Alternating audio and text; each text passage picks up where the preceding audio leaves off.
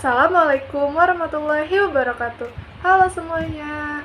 Kenalkan, saya Fadia Dwi Amanda, mahasiswa Universitas Muhammadiyah Profesor Dr. Hamka, Fakultas Keguruan dan Ilmu Pendidikan, Program Studi Pendidikan Guru Sekolah Dasar semester 5.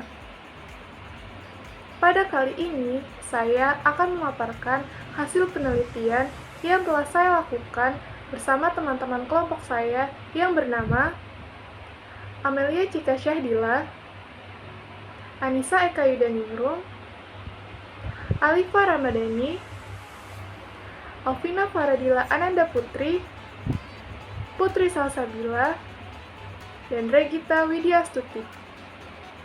Kami telah melakukan wawancara langsung terkait dengan kegiatan pelaksanaan pengenalan lapangan persekolahan 1 atau PLP 1 di lingkungan sekolah SD Negeri Cipinang Besar Selatan 19 pagi.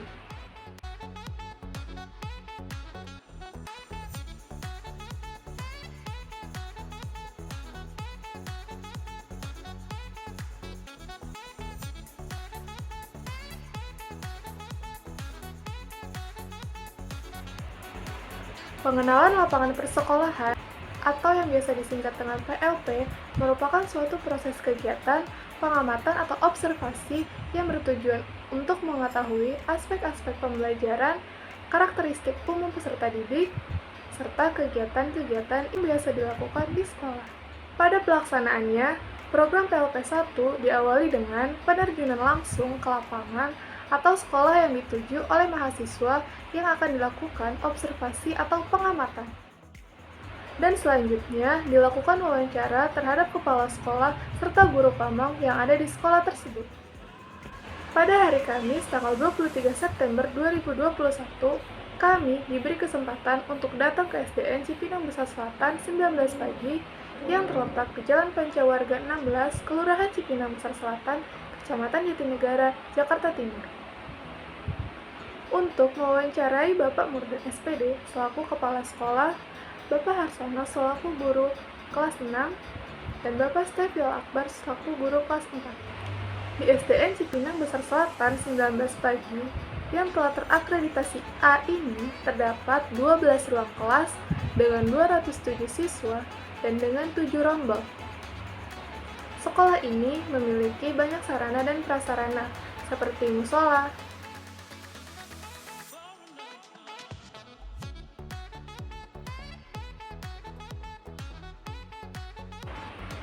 laboratorium, perpustakaan,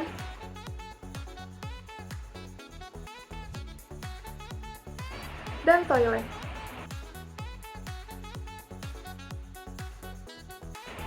Dengan memiliki 17 tenaga pendidik dan kependidikan yang terdiri dari 13 orang guru, 2 orang operator, serta 2 orang penjaga sekolah, proses pembelajaran sudah berjalan dengan baik.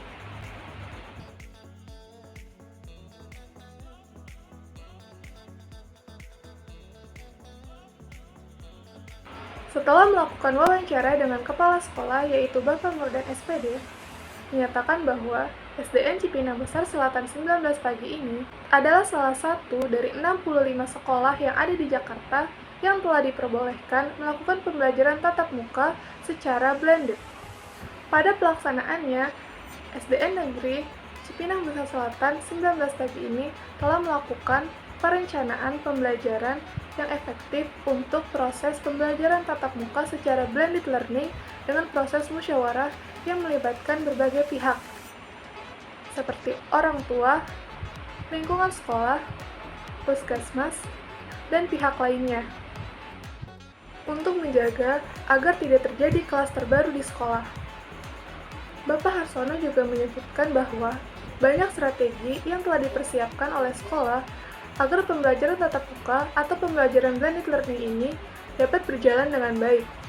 Salah satu caranya adalah mengatur jadwal para peserta didik dengan batas maksimum per kelas yaitu 15 orang dengan waktu belajar 3 x 35 menit, yang artinya siswa memulai pembelajaran pada pukul 7 pagi dan diakhiri pada pukul 9:15 pagi. Selain itu, para siswa juga harus tetap melaksanakan protokol kesehatan yang telah ditetapkan oleh sekolah, seperti tetap memakai masker saat pembelajaran,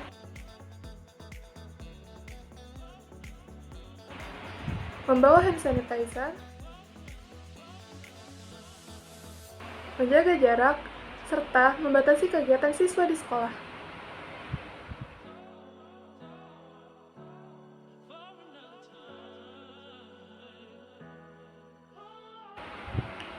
Karakteristik umum siswa dinilai dari sikap pembiasaan yang siswa lakukan sehari-harinya di sekolah.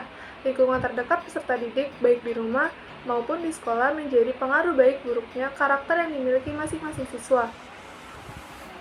Bapak Murdan mengatakan, saat ini, karena pembelajaran daring, orang tua sangat berperan penting dalam menanamkan karakter yang baik di dalam diri siswa. Banyak persiapan yang telah dilakukan oleh guru maupun kepala sekolah bagi kelancaran proses pembelajaran di masa pandemi saat ini. Selain itu, persiapan yang diberikan guru kepada peserta didik harus dilakukan semaksimal mungkin dengan mulai mengenal lingkungan sekolah, mengetahui sikap dan kondisi anak selama pembelajaran daring atas bimbingan dari orang tua.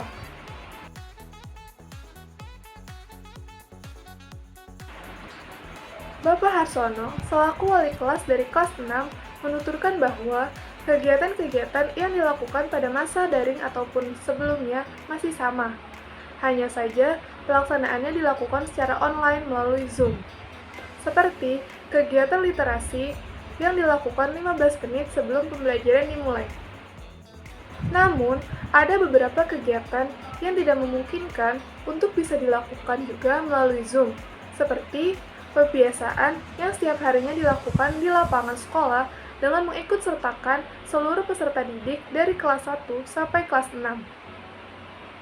Terlepas dari itu semua, SDN Cipinang Besar Selatan 19 pagi sudah melakukan usaha semaksimal mungkin untuk mencapai tujuan pembelajaran yang diinginkan, walaupun dengan situasi dan kondisi yang berbeda dari sebelumnya. Dalam masa pandemi biasanya itu kita laksanakan ada qasidah gitu ya, ada marawis.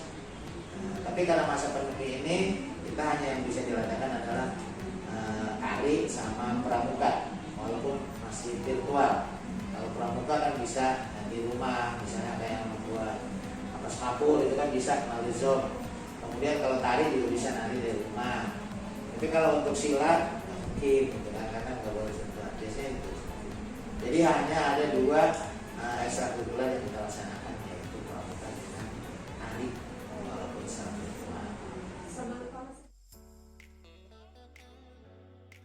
Mengenai evaluasi belajar siswa, Bapak Harsono sebagai seorang guru melihat dari hasil pembelajaran siswa tersebut, apakah sudah sesuai dengan KKM yang ditentukan atau tidak. Ia juga mengatakan bahwa guru harus bisa memberi keadilan pada setiap penilaian yang dilakukan, dengan mempelajari karakter anak di kelas sebelumnya, serta mengkoordinasikan dengan guru di kelas sebelumnya. Selain mewawancari kepala sekolah, kami juga mewawancarai satu guru lainnya, yaitu Bapak Steviola Akbar. Dari hasil wawancara tersebut, Bapak Steviola Akbar menyatakan bahwa banyaknya kesulitan yang ia hadapi sebagai guru dalam proses penilaian kepada para siswanya. Cara yang ia gunakan untuk melakukan penilaian kepada siswanya yaitu dilihat dari sikap kognitif dan afektifnya. Ia berkata, pada masa pembelajaran jarak jauh, terkadang masih ada kendala yang dihadapi, seperti masih banyaknya siswa yang terkadang tidak bisa menjawab pertanyaan yang diberikan oleh guru karena sudah terbiasa dibantu oleh orang tua. Selain kesulitan dalam mengajar, menurutnya, masih ada kesulitan lain dalam mengoperasikan teknologi bagi guru-guru senior atau yang sudah lanjut usia. Dengan demikian, sekolah harus bisa menyiasati masalah tersebut dengan baik, seperti melakukan Zoom di sekolah dengan bantuan dari guru lainnya.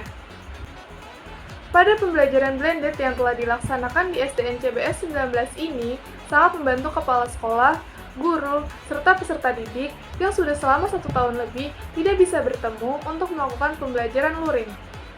Tidak bisa dipungkiri, Seringnya terjadi hambatan atau kesulitan yang dialami guru dalam mengajar daring, baik bidang akademis maupun keterampilan. Sebagai kesimpulan dari hasil wawancara yang telah dilakukan, Bapak Murdan SPD selaku Kepala Sekolah selalu mengatakan kepada guru dan siswanya bahwa dalam kondisi seperti ini tidak boleh dijadikan alasan untuk berhenti belajar. Namun, jadikanlah ini sebagai tantangan untuk kedepannya agar lebih baik lagi. Sekian pemaparan hasil laporan PLP 1 dari saya. Wassalamualaikum warahmatullahi wabarakatuh.